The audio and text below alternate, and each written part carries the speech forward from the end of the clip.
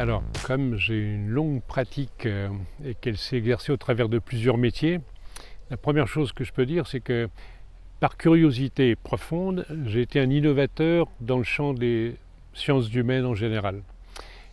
J'ai introduit en France deux méthodes de médecine douce avec le shiatsu du Japon, le tai chi chinois. Avec d'autres collègues, on a développé ça, mais j'étais le premier en France avec le shiatsu. En 1979, on a créé l'association de psychologie humaniste avec une cinquantaine d'autres thérapeutes. Et j'ai été un des promoteurs de la psychologie humaniste pendant plusieurs années, puis de la psychologie transpersonnelle.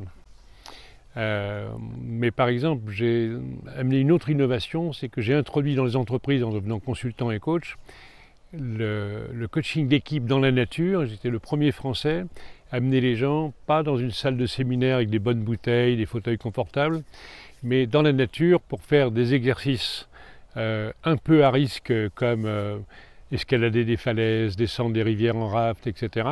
Et avec d'excellents pédagogues qui travaillaient dans mon équipe, qui étaient d'anciens champions, pour apprendre aux gens à développer l'esprit de la performance en équipe.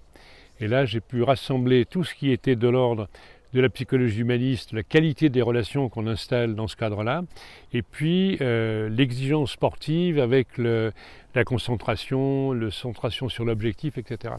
Donc c'était vraiment la transformation sociétale dans des micro-sociétés, mais qui touchait quelquefois des dizaines de milliers de gens au quotidien, hein, parce que le climat d'entreprise changeait. Transition, transformation, métamorphose. La métamorphose, je garderai ce mot-là pour la transformation individuelle.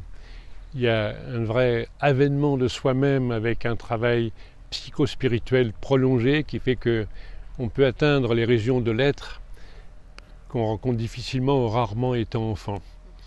Par contre, un chemin de vie, une ascèse personnelle, une curiosité personnelle, un voyage intérieur permet de se transformer, de se métamorphoser pour devenir un être pleinement vivant, pleinement conscient.